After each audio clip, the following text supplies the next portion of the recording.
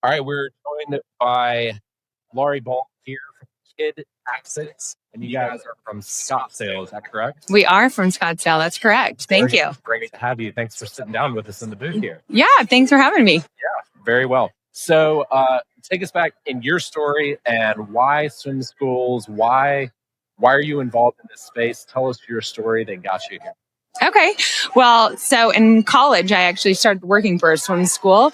It kind of just fell in my lap. I was teaching gymnastics actually to kids because I was a competitive gymnast. And then the owner of that opened a swim school and she just asked me if I would come to the training, like just come check it out.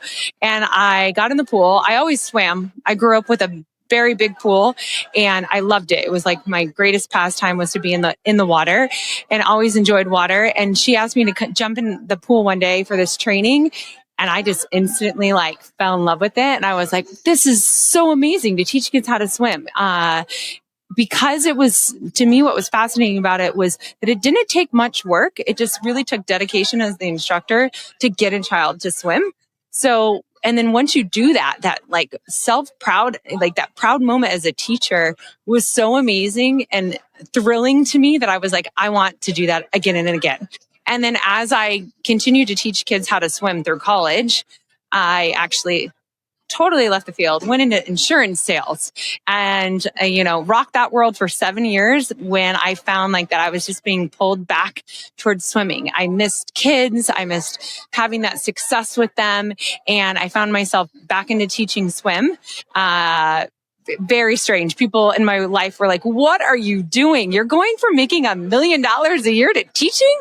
And I said, well, I found at a very young age that money doesn't bring happiness. So I was back at teaching. And then I really fell into a passion for like helping with water safety. And then kind of from that, started my own swim school into let's prevent drownings of students at their homes. So our program is that we only teach them their own home pool. So we don't own a facility. We're basically a backyard swim school. That's fine. That's our model. We do have a couple outdoor pools that are community pools that we offer for clients to come to who don't have a pool because obviously it's still safe. It's still important for every kid to learn how to swim. But our big thing was, if a drowning is going to happen, it usually happens at grandma and grandpa's house or your own personal pool. So I wanted to change swimming lessons to incorporate water safety during the swimming lessons. So similar to, who's allowed to open the gate, asking before you get in the pool, what do you do if you fall in, practicing that, making that a routine so that kids could save themselves. So just kind of shifted into water safety just naturally. It just kind of happened. Made sense. Yeah. It seems like when I've had so many of these conversations this week, you're not just teaching kids how to swim, you're teaching them life skills. Yeah. What I'm hearing here is this is more than just teaching somebody how to swim freestyle or how to tread water or be water safe. Tell us about raising the child, not just the swimmer. Right. Raising the child, teaching them how to, what we say, respect the water, right? Respect that you just can't go into that pool without asking permission. When you are in the pool, are you following proper rules? Are you not tackling your friends? Do you know how to grab onto the wall? Do you know how to rescue yourself? So it's, not just teaching somebody how to swim. Yeah, that's great that you can teach them freestyle and butterfly and backstroke and all the strokes, but can that child in a dangerous situation save themselves? Because it is a life skill. When parents don't invest in swimming lessons, it blows my mind. It's like, you're going to invest in a bike and you're going to teach your kid how to ride a bike. But like, what happens if they fall in a pool or a lake or they're on a boat and the boat crashes? What is your child going to do then? It's a life skill that every child needs to have, just like learning how to walk or how to run. So That's just how I view it. I love it.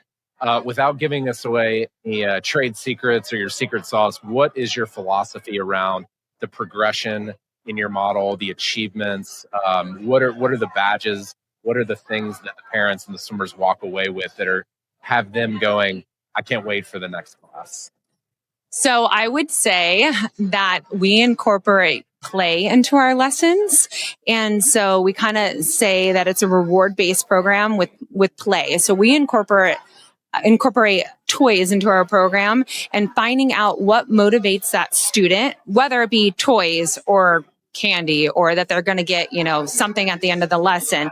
What is that reward for that student that will help us motivate them to success? And when you find out what motivates somebody, then you can very quickly get them to achieve something, as long as you're using that motivation tool for them. And so with really young kids, toys is very successful. You say, hey, if I throw Spider-Man over there and you love Spider-Man so much you want to play with my toy, you can play with him for 3 minutes, but you got to go swim to him first.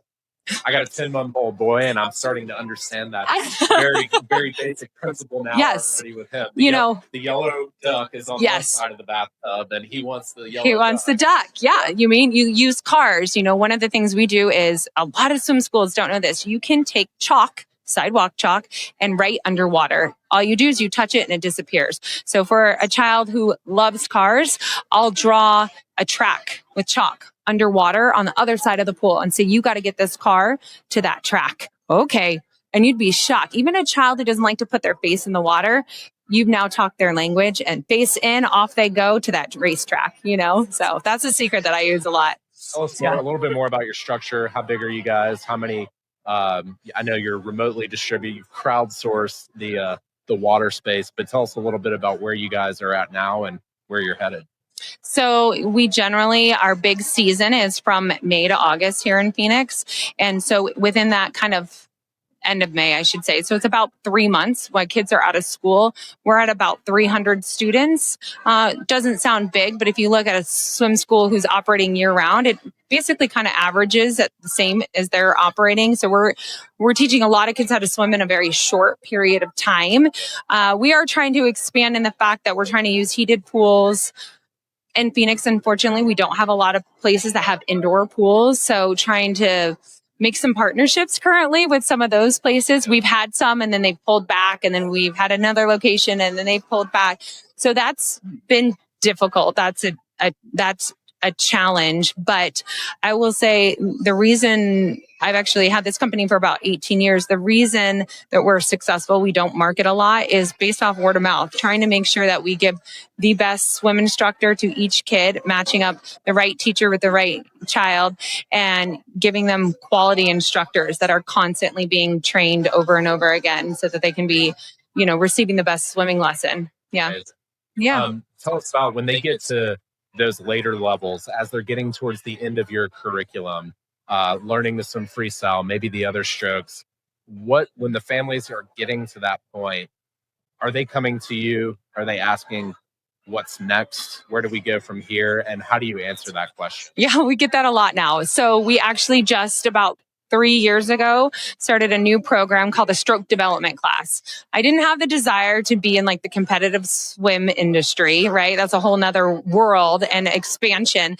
And that's not really where my passion is, right? So, but I wanted somewhere for our students to learn more, or who didn't want to compete, had a place to go and continue their skills and to strengthen their stroke development. So we started working with a couple outdoor pools to offer that in a lap lane pool, where we have our lifeguards and swim instructors together. We have kids anywhere from 3 to 6 kids in each lane, and we're perfecting their strokes. And we have some teachers in the water and some on deck. And so a lot of parents now are coming to us. That's their solution. And then from there, if they see that, oh, my kid also has a, want for competition, or, we'll have that competitive drive, then they're asking us like, what swim school in the Valley should we go to? Right. And then because I know their students so well at that time, I can recommend the best, competitive team for them based off just, me going and checking out those teams myself. Yes, a hand-tailored recommendation, because I know that kid so well. Yeah. Amazing. Yeah, we come from, it's funny you say that, we come from the comp swim side. Right. And so we've been sort of the crossover from the other side, if you will, in just recognizing just how far away traditional swim teams can feel for a 6 or 8-year-old that they have gone through all the steps and learned to swim and is ready and hungry for more. But then they show up at that natatorium and they're expected to go to this many practices, and it's travel baseball almost, where they're going to swim meets every year. And anyway, our solution to that is just bridging the gap, and really bringing what we've started using the term curriculum on that side, because Learn to Swim has used it so well, and you've built that expert curriculum all the way up to that point. And our goal is to come in from this side and say, hey, we can partner with us. We can take and run with the swimmers for this step, like you were saying. Right. Yeah. Because finding that bridge between Learn to Swim and the competitive side, there's not a lot of places out there that's got something in the middle. And so when at first, before we developed this program, we found that our Learn to Swim students would go to a competitive swim team and they were intimidated. And they would come to me and they say, all they do is the coach stands on the deck and yells at me, right? Okay, so unpack that again for everybody listening. Tell that story, because I think that's really important. Okay, so we have parents and they used to ask us, like, what swim team to go to? Okay, so they go to the swim school. They try out a swim school competitive swim class that was for them. They come back to me and they backpedaled and they say, my kid doesn't like the competitive swimming. It's too intimidating for me. Their kid says, oh, mom, like all that coach does is like yell at me from the deck. They're just screaming at me. They're screaming at me. And it's intimidating for them. The other thing they would say is they'd come back to me. My student would come back and say, Coach Lori, there's nobody in the pool with us. And that was intimidating, right? The competitive swim coaches are on deck and they're yelling down at them, right? And if they could handle the yelling, they couldn't handle that there was no adult in the pool. And I've taught them you don't swim without an adult, right? So now their safety is clicking in their mind and they're saying, oh, well, I shouldn't be in the pool without an adult. And there's a point where you get there, right? But right. The gap is so big. So large. It's intimidating for the students, especially the young 6, 7, 8-year-olds. I mean, our stroke development class is supposed to be for ages 5 and up, but I have so many rock star students that I have some of my 3-year-olds are now in that class and 4-year-olds, and they're rocking it with the 6-year-olds, right? So obviously no swim team, competitive swim team is going to take a 3 or 4-year-old. I get that. They need a place where they can go and learn to get that endurance of swimming laps back and forth, because they're bored in their little tiny pool. Or, you can only do so many breaths across your own backyard pool, right? You need that lap lane. So that long, 50 meters, 25-meter pool for them to be able to learn the next step. And so we found that this stroke development class kind of, is the middleman, right? Like the middle of Learn to Swim and that competitive. And then what they get from us is like they get a little yelling, but they get a little bit of teachers in the pool, or that teacher might not be in your lap lane today, but you're going to learn to swim without them in your lap lane. And what are you going to do? What are you going to do if something happens to you and you get too tired while you're swimming that lap? When you're swimming 25 meters and you get tired, what do you do now? Right? So we're also training them. That's again, safety. And I mean, that happens to people all the time. They cramp up. What are they supposed to do? Panic? No, they're supposed to rescue themselves. Right. And these are the little things that a traditional year-round team, it won't even occur to the coaches for that to be a part of this instruction. They're so far past that, and there's a good time and place for that level. But again, that gap is just so big. Yeah, it's so big. So yeah, I'm trying to bridge that gap. I wish there was more pools that I had access to that I could do it at, so that we could bring it more valley-wide in Phoenix. Unfortunately, there's a big pushback from pools because of liability, I think, in Phoenix. So yeah, we've had a struggle expanding that program, and fingers crossed that, I won't give up, and we'll get some new ones by next summer. One step at a time. We've developed a curriculum on this side that we're talking about. Would love to get you signed up for the pre-launch list. Okay. I would love it. Yeah. And then see where we go from there. But long ball from Thank you. Yes. Kidtastics. Thank you.